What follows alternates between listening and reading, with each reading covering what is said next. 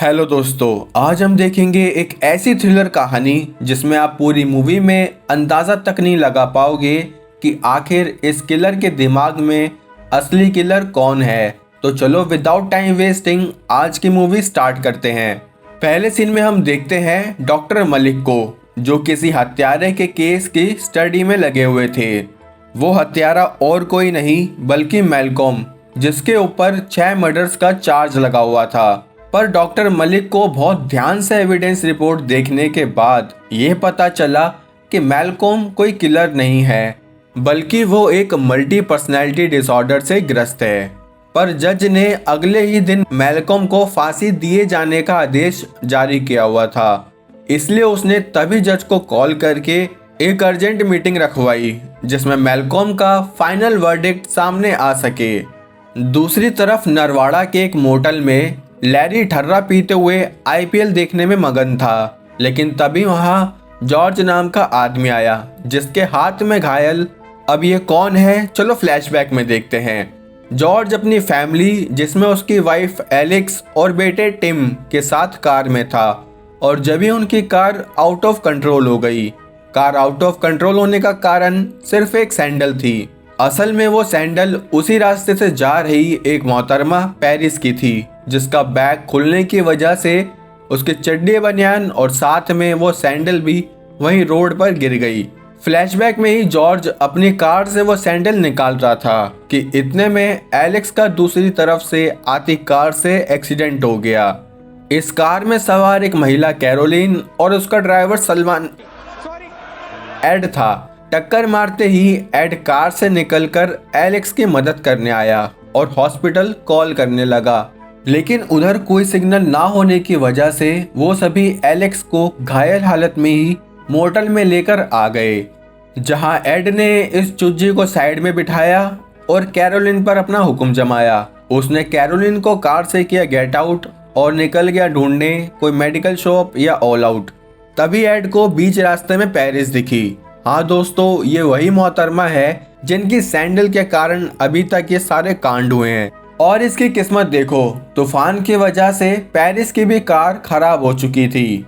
उसने एड से लिफ्ट मांगी और अब दोनों साथ में हॉस्पिटल ढूंढने निकल गए, लेकिन पनौती पेरिस के कार में बैठते ही आगे जाकर कार कीचड़ में फंस गई। तभी उन्हें रास्ते से एक और कार आती दिखी। उस कार में एक न्यूली मैरिड कपल लू एंड जिनी थे। एड उनसे लिफ्ट मांगते हुए बोला कि आगे जाकर कोई फायदा नहीं होने वाला, तूफान की वजह से सारे रास्ते बंद हो चुके हैं। इसलिए एड उनकी लिफ्ट लेके उन्हें भी मोटल में ले आया। मोटल में आने के बाद एड जख्मी एलेक्स के घाव स्टिच करने लगा ताकि उसका खून रुक जाए और उसकी जान बचाई जा सके। तभी जॉर्ज ने एड को बताया कि वो टिम का सगा बाप नहीं है, क्योंकि टिम का सगा बाप पहले ही मर चुका था। अब थोड़ी देर बाद वहाँ एक पुलिस ऑफिसर रूड अपने कैदी रॉबर्ट के साथ आया। तूफान की वजह से वो सभी उस मोटल में फंस गए थे। रूड ने अपने कैदी रॉबर्ट को बाथरूम में ही हथकड़ी पहनाकर बैठा दिया। वहीं ये कैरोलिन नेटवर्क ढूंढने के लिए अपने रूम से बाहर निकली और रिसेप्शन एरिया में पहुंचते ही उसके नेटवर्क उड़ गए। मेरा मतलब दोस्तों कि वहाँ किसी ने कैरोलिन का मर्डर कर दिया। अब एड को कुछ आवाज आई और जब उसने जाकर देखा तो वॉशिंग मशीन में कैरोलिन का कटा हुआ सर पड़ा था। तभी लैरी और रूड भी वहाँ पहुंचकर ये सब देखने लगे। रूड को उस सर के पास कुछ दिखा। जैसे ही वो उसको उठाने लगा तब एड नकली सीआईडी बनते हुए बोला कि लाश के पास अपने फिंगरप्रिंट मत छोड़ो और ये टिश्यू ले लो। जब रूड ने टिश्यू से वो चीज उठाई तो देखा कि वो रूम नंबर 10 की है, जिसमें उस कैदी रॉबर्ट को बांध कर रखा हुआ था। एड और रूड दोनों रूम नंबर 10 की तरफ भागे और इतने में लैरी ने कैरोलिन का पैसों से भरा पर्स चुरा लिया। बाथरूम में पहुंचते ही दोनों ने देखा कि रॉबर्ट वहां से भाग चुका था, जिसका मतलब रॉबर्ट कैरोलिन का मर्डर करके यहाँ से भाग निकला। इन सब के बीच लू और जिनी, जो कि न्यूली मैरिड कपल थे, उनकी किसी बात को लेकर बहस हो गई और जिनी ने खुद को बाथरूम में बंद कर लिया। लू काफी देर तक दरवाजे को नॉक करता रहा ताकि जिनी दरवाजा खोले, लेकिन जिनी ने दरवाजा नहीं खोला। पर अचानक से दरवाजा नॉक होना बंद हो गया। फिर जिनी ने कुंडी खोली तो देखा किलर उस पर अटैक करने वाला है, इसलिए जल्दी से उसने कुंडी वापस लगाई और बाथरूम की विंडो से बाहर कूद गई। विंडो से कूदते ही वहां उसे रूड मिला, जिसे उसने सब कुछ कह सुनाया। अब जब वो दोबारा लू और जिनी के रूम में गए तो देखा कि लू का भी किसी ने मर्डर कर दिया और अभी भी शक रॉबर्ट पर ही था। यहाँ रॉबर्ट भागते हुए काफी दूर आया, लेकिन जब एक गोदाम में घुसा तो देखा कि वो तो अभी भी मोटल के सामने ही है, जहाँ रूड और एड ने उसे पकड़ लिया। उन दोनों ने मिलकर रॉबर्ट को चेयर से बांध दिया। साथ ही लैरी को कहा कि वो रॉबर्ट पर नजर रखे, लेकिन हमारा लैरी तो लहरी बाबू से कम नहीं था, उसकी बंधे हुए रॉबर्ट से भी फट रही थी। अब एड लैरी को वहां छोड़कर लू की बॉडी के पास आया और नकली सीआईडी की खुजली मिटाने के लिए बॉडी का फोटोशूट करने लगा। तभी उसने देखा कि लू की बॉडी के पास रूम नंबर 9 की चाबी थी और कैरोलिन की मुंडी के पास रूम नंबर 10। इसका मतलब किलर घटते हुए क्रम में लोगों को मार रहा है। यहाँ लैरी बोर होकर बाहर घूमने निकल गया, जबकि उसको रॉबर्ट पर नजर रखने कहा गया था। जब रूड वापस आया तो देखा कि रॉबर्ट को भी किसी ने मार दिया, मतलब जो अभी तक किलर लग रहा था अब उसका ही किसी ने मर्डर कर दिया। एड और रूड दोनों का शक लैरी पर गया। लैरी कहने लगा कि उसने कुछ नहीं किया और वो बस चाबी लेने गया था, लेकिन तभी उसके पास से कैरोलिन का पर्स गिर गया जो उसने चुराया था। अब तो उनका शक यकीन में बदल गया कि लैरी ही असली किलर है। वो दोनों उसे जैसे ही पकड़ने लगे, लैरी ने पेरिस को पकड़ लिया और उसके गले पे चाकू रखते हुए बोला कि मुझे यहाँ से जाने दो। ये कहते हुए वो पीछे हो ही रहा था कि तभी एक और बॉडी वहां गिर गई, जिससे डरते हुए सब दूर हो गए। इस बीच लैरी वहां से कार लेके भागने लगा, पर उसकी कार के सामने वो छोटा बच्चा टिम आने वाला था, लेकिन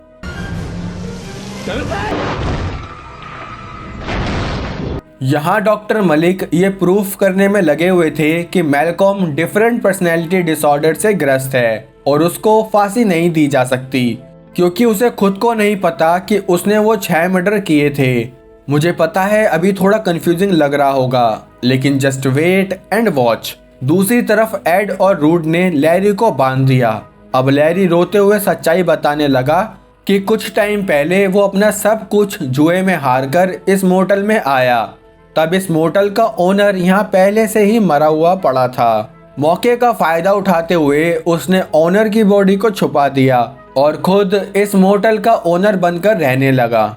ये सुनकर रूड भी लाइक कुछ भी, लेकिन एड को लैरी पर थोड़ा थोड़ा विश्वास हो गया। वहां से निकलकर रूड ने देखा कि टिम की माँ एलेक्स अब मर चुकी है, लेकिन हैरानी की बात यह है कि उसकी बॉडी के पास भी एक चाबी थी, और तो और जॉर्ज की बॉडी के पास भी एक चाबी मिल गई। एड को यहाँ कुछ गड़बड़ लगी, इसलिए उसने पेरिस और जेनी से कहा कि तुम दोनों टिम को लेकर कार से निकल जाओ।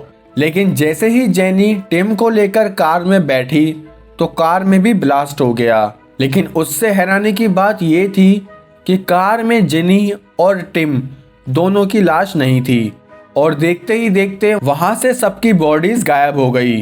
पेरिस रोते हुए बोली कि उसे अभी नहीं मरना, यहाँ तक कि अगले वीक उसका बर्थडे भी आने वाला है। तभी लैरी भी बोल पड़ा कि अगले वीक तो उसका भी बर्थडे आने वाला है। और जब उन्होंने उन सबके डॉक्यूमेंट्स मैच किए तो देखा कि उन सबका बर्थडे एक ही डे पर आता है।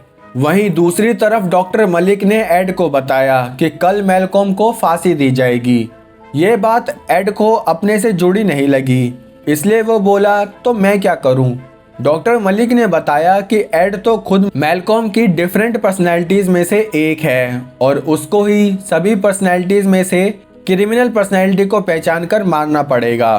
वापस मोटल में आए तो पेरिस को रूड की कार के डॉक्यूमेंट से पता चला कि रूड कोई पुलिस ऑफिसर नहीं है, बल्कि वो तो खुद एक बड़ा क्रिमिनल था। उसने तो आज सुबह ही एक पुलिस वाले को मार के उसकी बॉडी को उसी कार में छुपाया भी हुआ था। इसका मतलब रूड ही किलर है। रूड ये सब देखने के बाद पेरिस पर अटैक करने बढ़ा, लेकिन बीच में लैरी ने आकर रूड को धक्का दे दिया। फिर जैसे ही रूड उठा उसने लैरी पर शूट कर दिया और पेरिस के पीछे भागने लगा। पेरिस भागते हुए एड के पास पहुंची और तभी रूड और एड दोनों में लड़ाई होने लगी। लड़ाई का रिजल्ट ये निकला कि दोनों ने एक दूसरे को ही गोली मार दी। अब जब मैल्कॉम की सभी क्रिमिनल पर्सनैलिटीज मर गई तो मैल्कॉम रिहा हो गया, क्योंकि उसमें सिर्फ पेरिस की अच्छी वाली पर्सनैलिटी रह गई थी और ये चीज डॉक्टर मलिक ने प्रूफ भी कर दी। अब जज साहब ने फैसला सुनाया कि मैल्कॉम का ट्रीटमेंट डॉक्टर मलिक ही करेंगे। लेकिन दोस्तों, कहानी अभी बाकी है। पेरिस अपने घर फ्लोरिडा पहुंची और अपने गार्डन में खुदाई करते वक्त उसको मिट्टी में एक चाबी मिली। हाँ दोस्तों, वही उस मोटल की चाबी। जैसे ही वो थोड़ा डर के पीछे मुड़ी तो देखा कि वो छोटा बच्चा टिम वहीं उसके पीछे खड़ा है और तभी टिम ने पेरिस को मौत के घाट उतार दिया।